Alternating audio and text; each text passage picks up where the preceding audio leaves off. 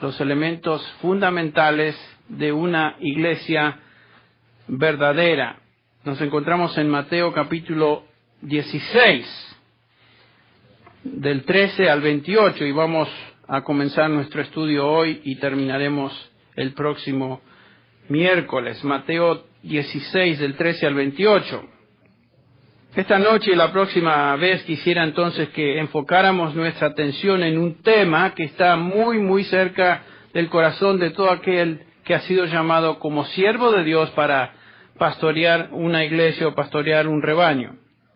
Muchas veces en el curso del año medito en el pasaje que se encuentra allá en Hechos 20, donde Pablo se está dirigiendo a los ancianos de Éfeso y les dice en el versículo 28, tened cuidado de vosotros y de toda la grey, en medio de la cual el Espíritu Santo os ha puesto por obispos, o líderes, o supervisores, para pastorear el rebaño o la iglesia de Dios, la cual Él compró con su propia sangre. Dios me ha llamado y ha llamado a muchos otros a pastorear la iglesia de Dios. Y esta realidad realmente no se aparta de mi mente y mi corazón. Estoy consciente de que Dios me ha llamado a la tarea de pastorear el rebaño. Creo que Spurgeon dijo en una ocasión a sus estudiantes, estamos hablando de muchos años atrás, Charles Spurgeon, dijo, si tú puedes hacer cualquier otra cosa además de pastorear una iglesia, hazlo. Con esto quería decir Spurgeon que si tú tienes la capacidad y puedes cumplir cualquier otra función, hazlo, porque solamente una persona llamada a pastorear es la persona que debe pastorear una iglesia. Y no todo el mundo fue llamado a hacer eso. Toma un llamado de Dios, el ser puesto, como dice este pasaje, por el Espíritu Santo, por Dios, para pastorear un rebaño. Y es una tarea muy singular, muy importante y clave.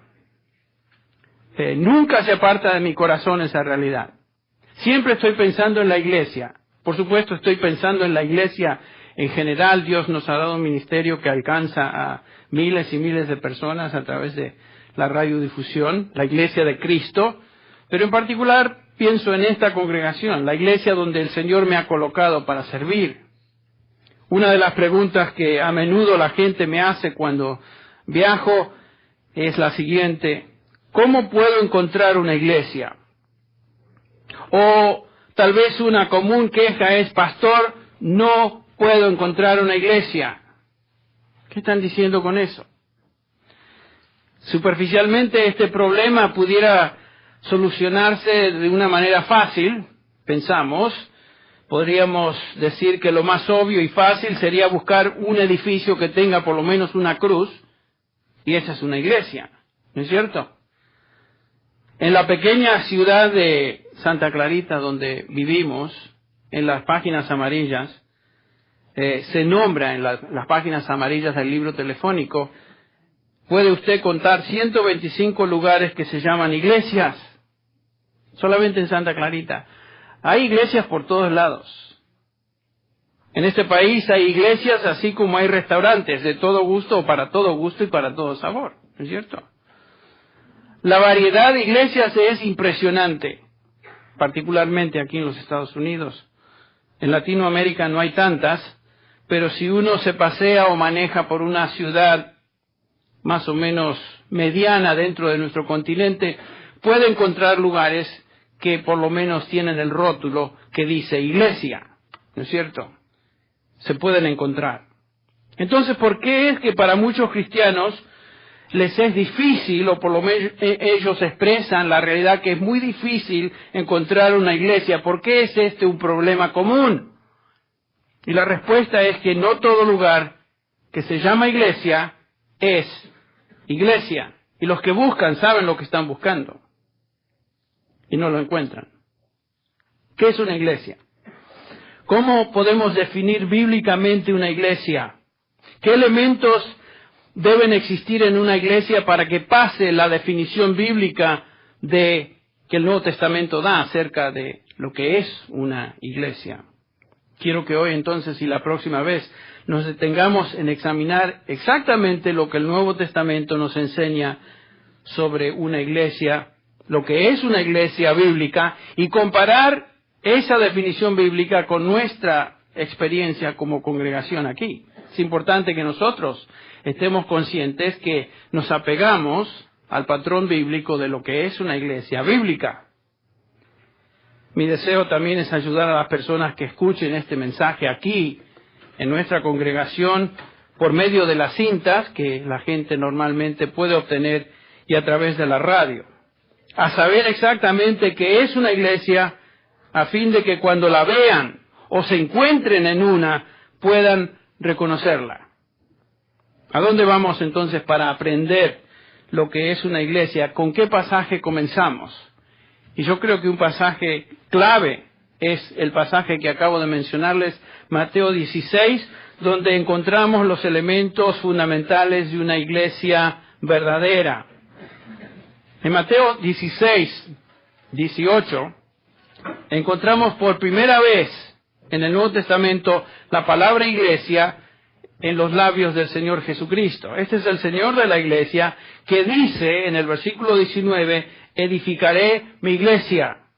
Noten, yo edificaré mi iglesia. Y noten que es una descripción personal. Es su iglesia y Él la va a edificar. Estamos hablando de la iglesia del Señor Jesucristo.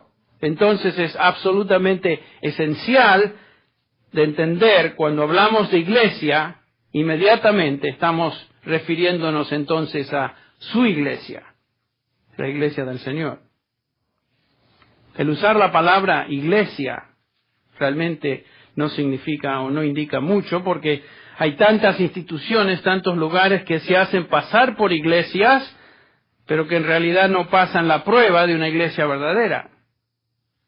Si alguien se refiere a un edificio como, digamos, un templo budista, bueno, ahí no hay problema. Sabemos que es un templo budista. Si alguien dice, esa es una sinagoga judía, tampoco hay problema. O si pasamos por una mezquita y la gente dice, bueno, esa es una mezquita, bueno, sabemos exactamente lo que es. Pero el problema es que hay muchos lugares que llevan el rótulo iglesia que realmente nos engañan con la terminología porque no son iglesia. Porque hay una sola iglesia y es la iglesia del Señor Jesucristo, y vamos a notar y a examinar sus características a través de este estudio. O sea, el hecho de llevar rótulo o letrero iglesia realmente no significa mucho.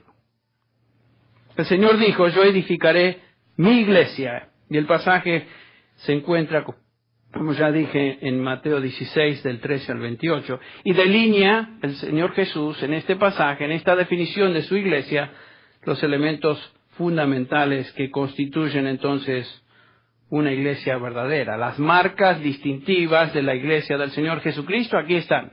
Y entre paréntesis, todo pasaje en las epístolas que hablan de la iglesia, fundamentalmente se encuentran descritos, o por lo menos incipientemente expresados o descritos en esta definición de la iglesia que el Señor Jesucristo nos da en Mateo 16. ¿Qué es lo que el Señor dice son las características de su iglesia? En primer lugar, el primer elemento es, y vamos a ver 2 en esta noche nada más, 5 la próxima vez. El primer elemento que nuestro Señor Jesucristo subraya acerca de su iglesia, o la iglesia verdadera, es una gran confesión. Una gran confesión. Y cuando digo confesión, no estamos hablando de confesar algo que hicimos mal. Una confesión es una declaración de lo que creemos como iglesia. La iglesia es la agrupación de personas que creen y declaran una gran confesión. Comencemos con el versículo 13 de Mateo 16. Nos dice acá el versículo 13, viniendo Jesús a la región de Cesarea de Filipo, preguntó a sus discípulos diciendo, ¿quién dicen los hombres que es el Hijo del Hombre? Interesante pregunta, ¿no? A los suyos, a sus discípulos. El Señor les hace la pregunta, ¿cuál es la opinión popular que la gente tiene en cuanto a mí? Entonces ellos le dijeron, bueno, unos dicen Juan el Bautista, otros Elías, otros Jeremías o alguno de los profetas. La respuesta desde el punto de vista judío religioso era bastante halagadora. Cada uno de estos hombres que aquí se mencionan fue un gran siervo de Dios. La gente en general tenía una buena opinión de Jesucristo, de Jesús. Era una opinión excelente, pero no era un concepto adecuado, ni tampoco era verdadero. Entonces el Señor, sabiendo que ese es el caso, se dirige ahora a sus discípulos. Ok, esa es la opinión popular. Pero ahora yo les pregunto, ¿y vosotros? ¿Quién decís que soy yo? ¿Comparten ustedes las nociones populares de quién es el Cristo? Respondiendo Simón Pedro dijo, tú eres el Cristo, el Hijo del Dios viviente. Esta es la gran confesión. Y Jesús responde, y sobre esta confesión, como vamos a ver, edificaré mi iglesia. Esa es la gran confesión de la iglesia. Entonces, este es el primer absoluto en una iglesia verdadera, es un entendimiento bíblico de quién es Jesucristo. Cualquier concepto de Jesucristo fuera de lo que la Biblia declara acerca de Él, quiere decir que en ese caso no tenemos una iglesia verdadera. ¿Ven? Eso es clave. Un concepto no bíblico de Jesucristo es considerado por el apóstol Pablo maldito, anatema, porque es un falso concepto del Evangelio. Por eso en Gálatas 1, Pablo dice en el versículo 7, hay algunos que os perturban y quieren pervertir el Evangelio de Cristo.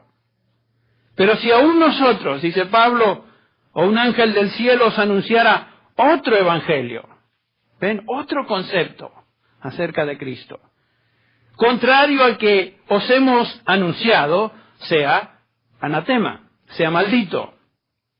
Como hemos dicho antes, versículo 9, también repito ahora, si alguno os anuncia un evangelio contrario al que recibisteis, otra vez dice Pablo, sea anatema. Es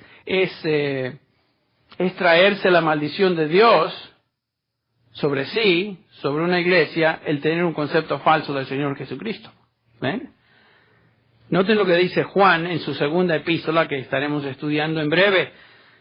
Dice en el versículo 9, Juan, si alguien viene proclamando otro Cristo, todo el que se desvía y no permanece en la enseñanza de Cristo, dice Juan, no tiene a Dios.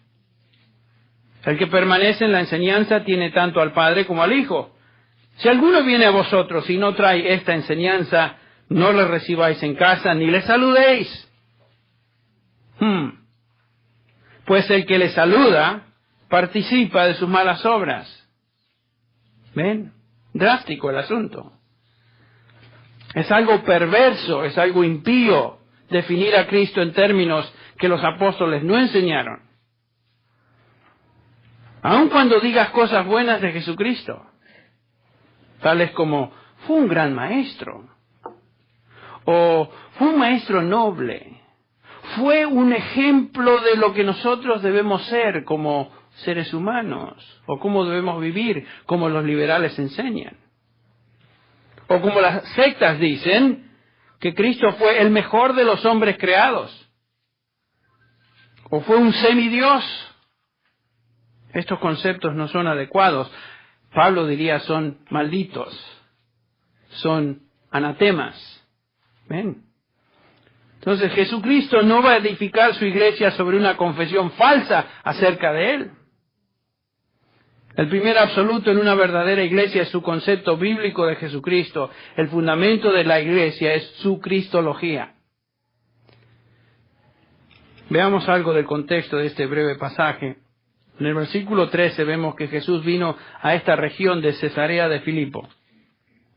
Antes esta región, si ustedes ven algunos mapas, tenía otro nombre. Se llamaba Panea o Paneas, en honor al dios griego Pan. No es el pan que comemos. Había un dios griego que se llamaba Pan.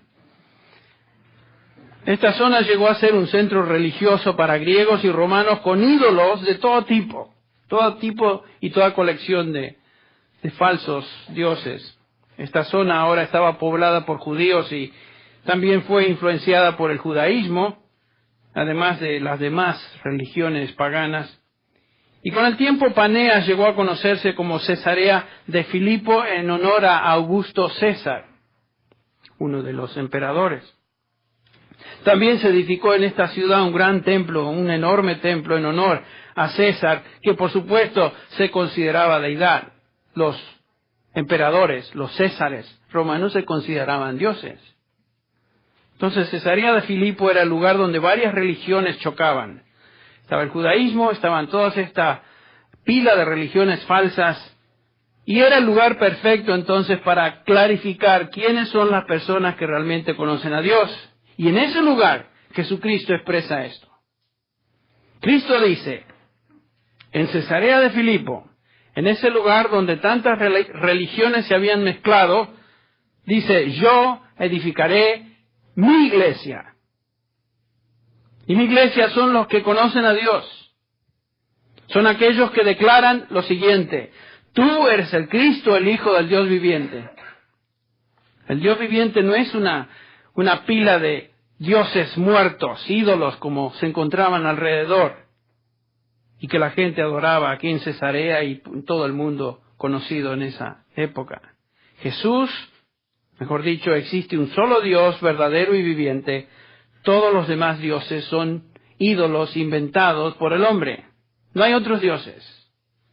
La idolatría es adorar dioses muertos y créanme, como vamos a ver, es una absoluta necedad adorar a un Dios que no es Dios. Veamos unos minutos allá en Isaías capítulo 44 y veamos lo que Dios dice a través del profeta Isaías, cómo describe este asunto de la idolatría. Comenzando con el versículo 8, al final del versículo 8 dice el Señor, no hay Dios sino yo. No hay fuerte, no conozco ninguno. Ese es Dios el que habla. El versículo 9 dice, los formadores de imágenes de talla, todos ellos son vanidad. Está hablando de aquellos que construyen diositos de metal o de madera. Y lo más precioso de ellos para nada es útil. Versículo 9, ¿no? Y ellos mismos son testigos para su confusión de que los ídolos no ven ni entienden.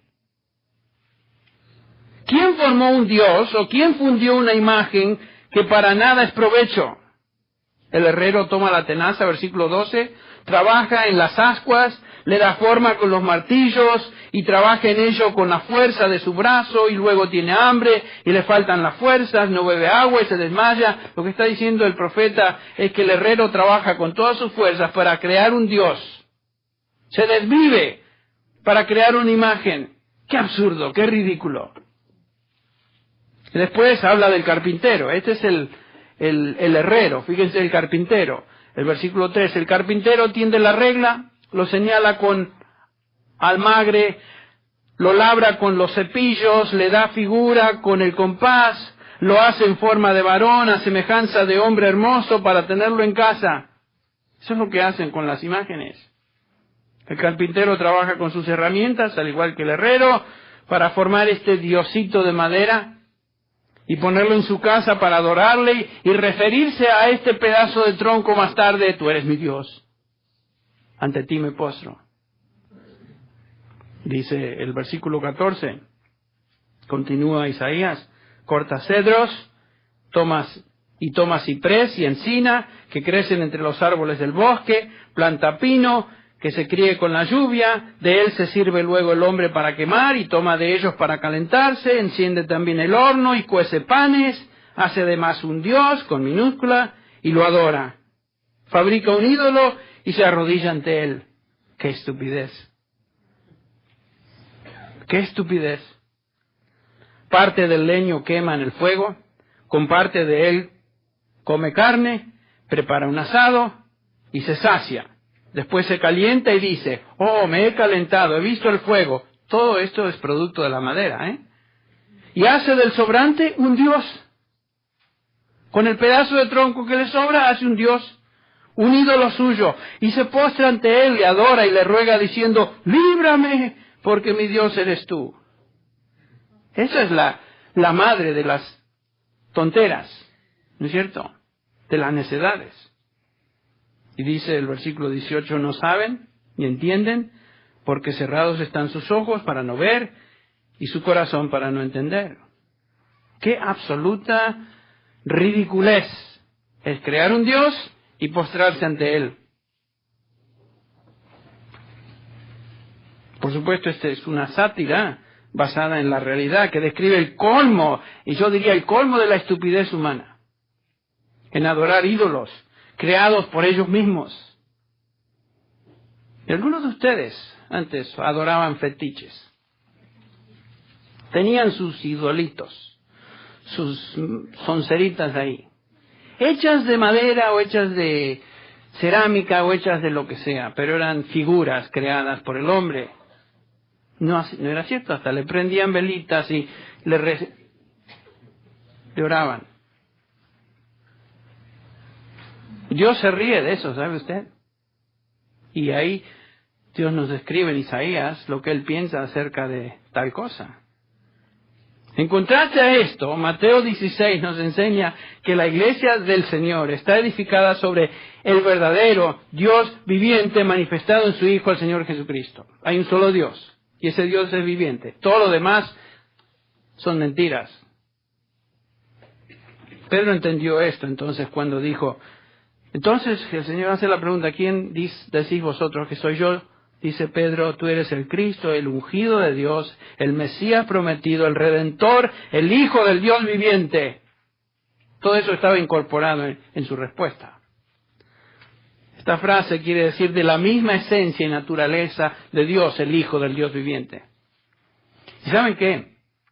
Los judíos entendían perfectamente bien lo que Cristo decía acerca de sí mismo. ¿Se acuerdan? Allá en Juan capítulo 5, el versículo 17, el Señor está hablando a los judíos y Él les respondió, hasta ahora mi Padre trabaja y yo también trabajo. ¿Recuerdan ese pasaje? Y el versículo 18, entonces, por esta causa, los judíos aún más procuraban matarle porque no solo violaba el día de reposo, sino que también llamaba a Dios su propio Padre, haciéndose igual a Dios.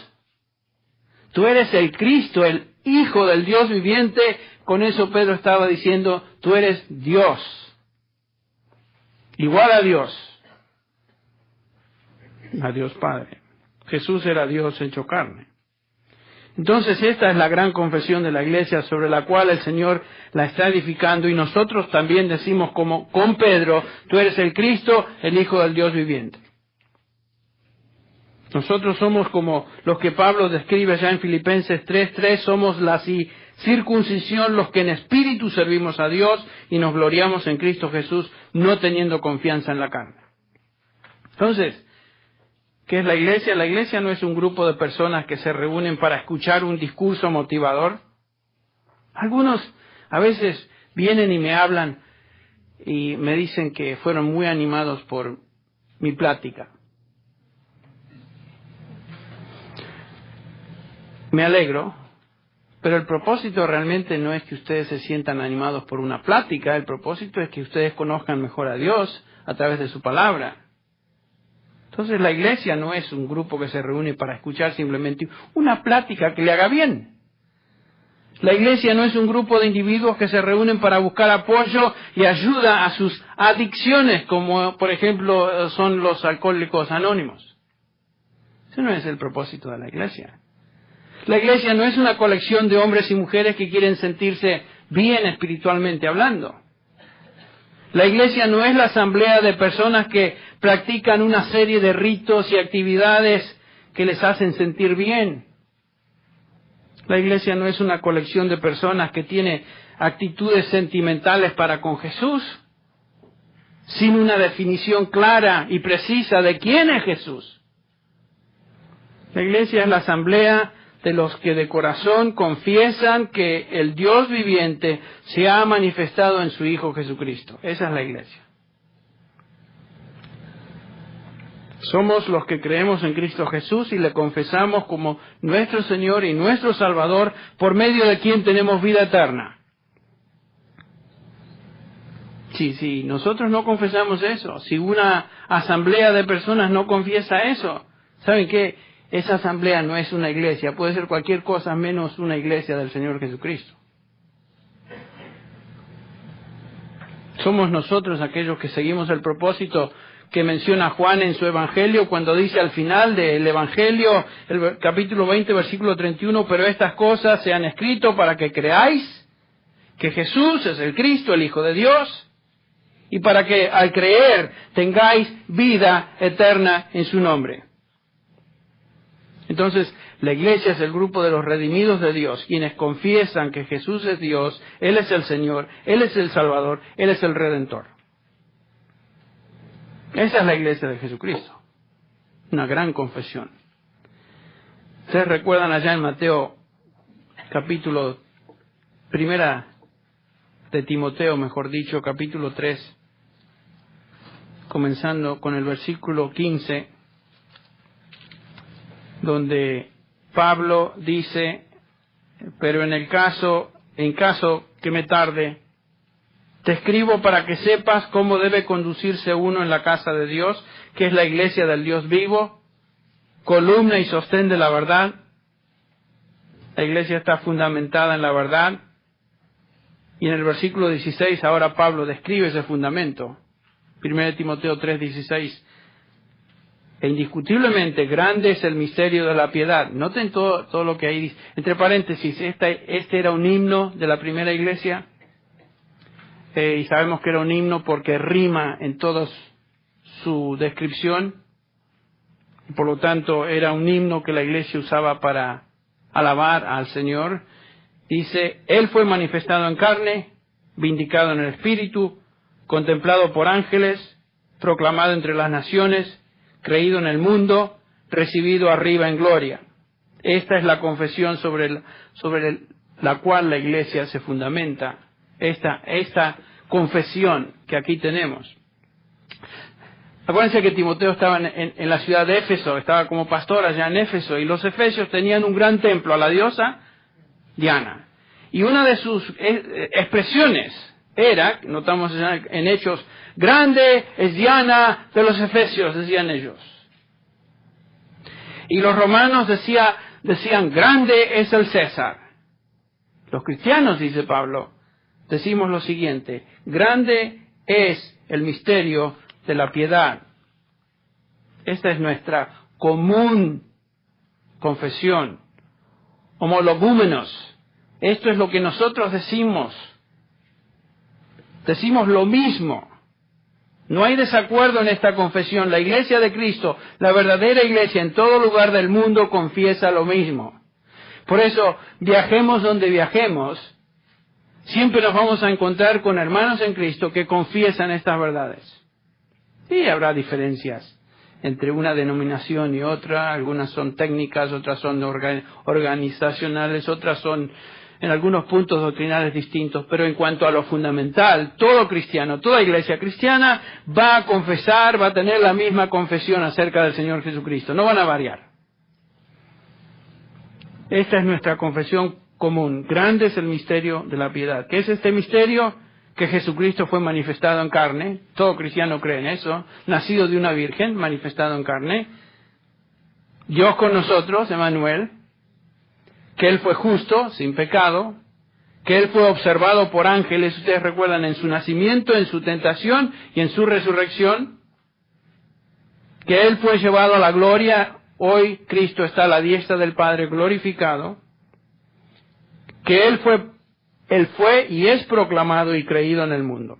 Ese es el Evangelio de Jesucristo. Este es el grande misterio de la piedad.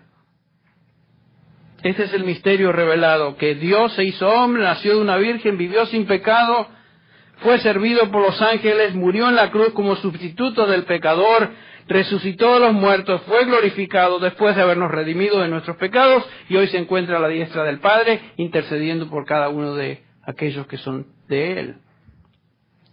Esta es la confesión de la Iglesia. Este es el Cristo que la Iglesia proclama y en quien la Iglesia cree. Por eso Pablo tantas veces, pero particularmente allá en Corintios, a la luz de esa confesión, dice Pablo, escribiendo a los Corintios, me he propuesto no saber entre vosotros cosa alguna, sino Jesucristo y a este crucificado. Una cosa hago, dice Pablo, dejando lo que queda atrás, prosigo a la meta. Para mí el vivir es Cristo y el morir es ganancia. Pablo no tenía muchas agendas en su vida, tenía una agenda, un propósito, un objetivo, y era la proclamación del Evangelio de Jesucristo, el Jesucristo apostólico, el Jesucristo que el Nuevo Testamento enseña, en el cual nosotros creemos y proclamamos también. Esta es la confesión de la Iglesia. No es un sentimentalismo acerca de Jesucristo, no hablamos de un Jesús inventado por la imaginación humana. Esto no es un Jesús simbólico en los sacramentos o en algún crucifijo. Este no es un Jesús ritual. No es un Jesús creado, quien es menos que Dios, como las sectas enseñan. Hasta vergüenza da leer lo que las sectas enseñan acerca de Jesús. Me repugna aún leerlo, lo que ellos dicen acerca de Él. La confesión de la Iglesia es que Jesús es el Hijo de Dios, el Mesías, el Salvador, el Señor de señores. Todo en la Iglesia es cristocéntrico. La Iglesia del Señor entonces se caracteriza por esta suprema confesión. No podemos reunirnos realmente sin exaltar el nombre de Cristo. Esta es la verdadera Iglesia, la Iglesia del Señor Jesucristo. Y si hay una asamblea, como digo, que no proclama, ni cree, ni confiesa esta suprema confesión, no es la Iglesia de Jesucristo. Se llama Iglesia de Jesucristo de los últimos días o se llame lo que se llame. No es la Iglesia de Jesucristo. Pero hay más, hay un segundo elemento. Un segundo fundamento de la Iglesia verdadera. Vimos una gran confesión, que es el primero, ahora veremos una gran comunicación.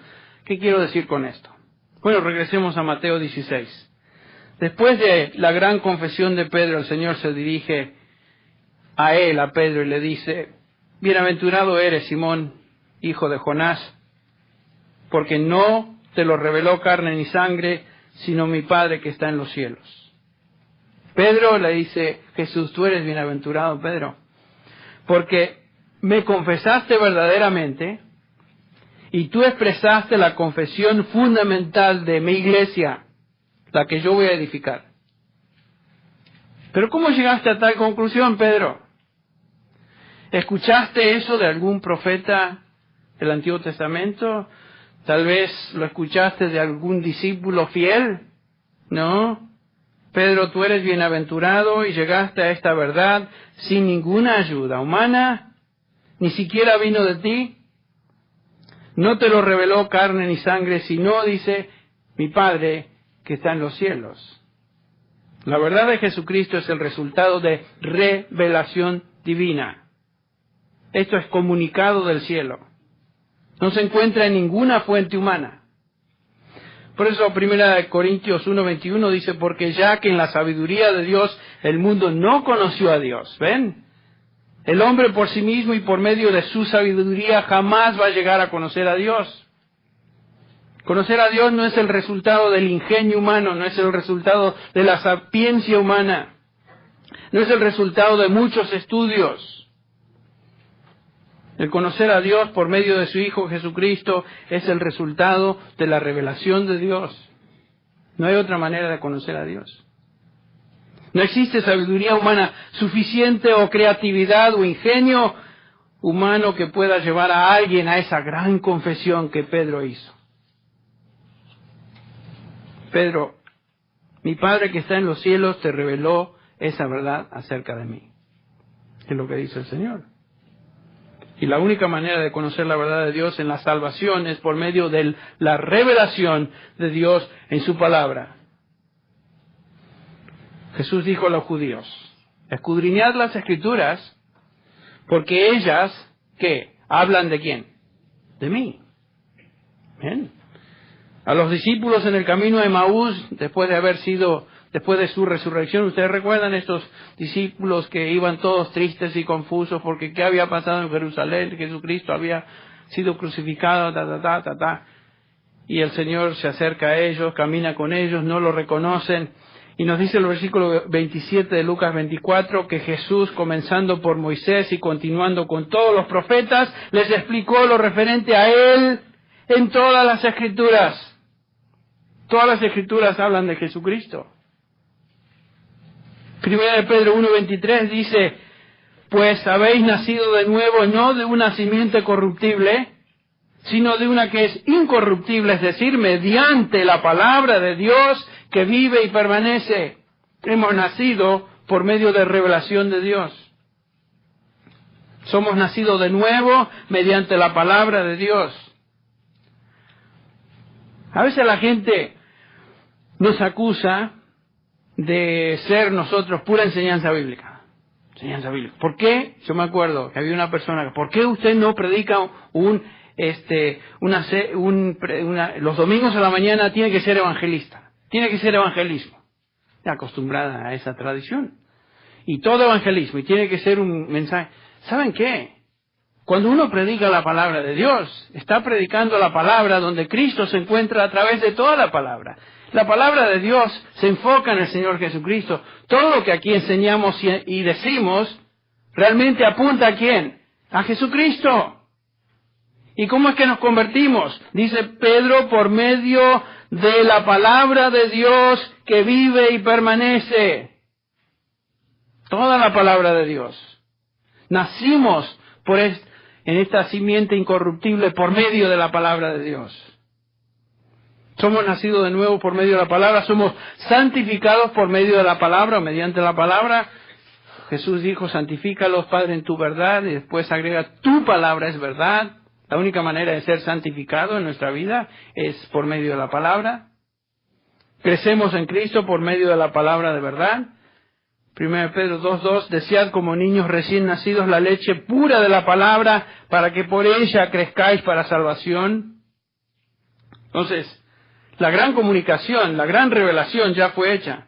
No está escondida en algún lugar, reservada para los que buscan experiencias esotéricas y súper espirituales, para aquellos que han obtenido un nivel de conocimiento espiritual superior. No, está aquí, ha sido revelada. La palabra, la comunicación ha sido revelada y está aquí. En el versículo 18 de Mateo el Señor dice, y yo también te digo, Pedro, que tú eres Pedro, y sobre esta roca edificaré mi iglesia, y las puertas del Hades no prevalecerán contra ella. Este es un versículo tan simple, pero tan confundido. Ha producido tremenda confusión a través de la cristiandad. ¿Qué quiso decir Jesús con esto? El Señor dice, tú eres simplemente Pedro. Pedro era un simple ser humano, quien a menudo hacía cosas y decía cosas inesperadas, ¿no es cierto? Que por supuesto revelaban su debilidad. En el versículo 23 de este capítulo 16 que vamos a ver, el Señor Jesús, Pedro dio la tremenda confesión acerca de Jesucristo y en el versículo 23 el Señor lo tiene que reprender porque estaba poniendo su mira en las cosas del hombre y le dice, apártate de mí, Satanás. Que el Señor le llame Simón es una cosa, pero que le llame Satanás, las dos comienzan con ese, pero qué gran diferencia. De Simón a Satanás. Pedro metía la pata a menudo. Entonces, lo que tenemos aquí en el versículo 18 definitivamente no es, como algunos enseñan, el equivalente de decir, habemos papa. Esta no es la inauguración o el establecimiento del papado en la iglesia. No, ¿qué va? Nada que ver. El Señor dice, tú eres Petros, piedrita. La palabra traducida, Pedro, Petros es piedrita. Eres una piedra pequeña, pero sobre esta Petra, roca, que es la confesión que acabas de hacer, sobre esta piedra edificaré mi iglesia. Sobre tu confesión, Pedro. La roca es el fundamento de la iglesia, la confesión de Pedro y la confesión de los demás apóstoles. ¿No recuerdan ustedes que en Efesios 2:20 nos dice que la piedra angular es Jesucristo y el fundamento es el fundamento de los apóstoles y los profetas? Edificaos, dice Pablo, sobre el fundamento de los apóstoles y los profetas, hablando a la iglesia. Los apóstoles y profetas hicieron esa confesión doctrinal. Pedro es uno de ellos, es uno de los apóstoles, quien confesó y estableció el fundamento de la iglesia, con los demás. El Señor Jesús edifica su iglesia sobre esta confesión apostólica, que Jesucristo es el Hijo del Dios viviente, la cual se convierte ahora en la confesión de toda la iglesia. La iglesia no está edificada sobre Pedro. Pedro no fue el primer papa. La iglesia está edificada sobre la confesión que Jesús es el Cristo, el Hijo del Dios viviente. Cuando los apóstoles hacen esa confesión, revelada en la Escritura, y nosotros proclamamos esa confesión, también revelada en la Escritura, entonces, ¿qué está sucediendo? Jesucristo está edificando su iglesia. Y lo hace a través de nosotros. Ustedes recuerdan ya en el capítulo 2 de Hechos, que los primeros discípulos, la primera iglesia, estaban reunidos y se dedicaban a, lo primero era a la doctrina de los apóstoles. ¿Recuerdan ustedes? A la oración y todo lo demás. Pero lo primero era la doctrina, la enseñanza de los apóstoles. Y cuando ya vamos al versículo 47 del capítulo 2 de Hechos, nos dice ahí que el Señor agregaba a su iglesia los que habían de ser salvos. Basado en esa proclamación de el Evangelio del Señor Jesucristo. La iglesia se edifica por medio de la gran revelación de Dios contenida en la Escritura, que es la doctrina apostólica. La iglesia verdadera cree y comunica, proclama el Evangelio de Jesucristo, y noten que Jesús dice que nada ni nadie la puede destruir. Dice las puertas del Hades, que es una expresión simbólica de la muerte. Ni aun la muerte prevalecerá contra ella. Cuanto más tratamos de destruir la iglesia, o la gente, el mundo, Satanás, ha tratado de matar a cristianos, ¿qué ha sucedido? ¿Ha liquidado la iglesia? Todo lo contrario, la iglesia ha crecido. Nadie va a destruir a la iglesia del Señor Jesucristo. No puede. Las puertas del Hades no prevalecerán contra ellas. Y después en el versículo 19 de Mateo, el Señor agrega un importante elemento. Y a ti te daré las llaves del reino de los cielos, y todo lo que atares en la tierra será atado en los cielos, y todo lo que desatares en la tierra será desatado en los cielos. ¿Para qué sirven las llaves? Para abrir algo, una puerta, algo. La iglesia posee las llaves que abren la puerta del reino a la gente. Tenemos la revelación de Jesucristo en la Escritura. Si comunicamos esa verdad, estamos abriendo las puertas del reino a los hombres que están siendo, según vimos ya en Pedro 1:23, renacidos por la palabra de Dios que vive y permanece para siempre. Esta palabra de verdad es el medio que Dios utiliza para abrir las puertas del reino a los que creen. Nadie puede entrar en el reino de los cielos a menos que reconozca su pecado, se arrepienta de su pecado y crea en Jesucristo. Hasta que esto sucede, el hombre permanece atado a su pecado. Cuando el hombre cree y abraza el mensaje de Jesucristo, revelado en la palabra de Dios, ese hombre es liberado de su pecado y experimenta la salvación, y ahora sí entra al reino de los cielos. ¿Cómo reconocemos a una iglesia verdadera? En primer lugar, cuando ella expresa una gran confesión, y la gran confesión es que tú eres el Cristo, el Hijo del Dios viviente, y todo lo que eso implica. Y en segundo lugar, cuando ella proclama con autoridad y con poder la verdad del Evangelio revelado en la Escritura. Esa es la gran comunicación. La próxima vez estaremos examinando el resto de los elementos fundamentales de la Iglesia de Cristo, un gran contraste, una gran conquista, un gran conflicto, una gran contradicción y una gran consumación. 5 más que vamos a terminar la próxima vez. Juntos, todas estas características juntas constituyen las características o marcas de una iglesia verdadera. Vamos a orar. Padre, te damos gracias en esta noche por habernos hablado, habernos enseñado, habernos instruido a través de tu palabra. Gracias, Señor, por estos elementos fundamentales de lo que significa, lo que es una iglesia bíblica, una iglesia cristiana, la cual es tu iglesia. Gracias, Señor, porque cada uno de nosotros, o la mayoría de nosotros en este lugar, hemos declarado esa confesión, que tú eres el Cristo, el Hijo del Dios viviente. Hemos puesto nuestra fe, nuestra confianza en tu obra, y por medio de ti tenemos vida eterna. Señor, te agradecemos por la comunicación, la revelación que nos diste a través de tu palabra. Estamos, Señor, agradecidos por todo lo que en ella encontramos y continuamente nos enseñas. Bendícenos en esta noche, despídenos con paz y bendición. En el nombre de Jesús. Amén.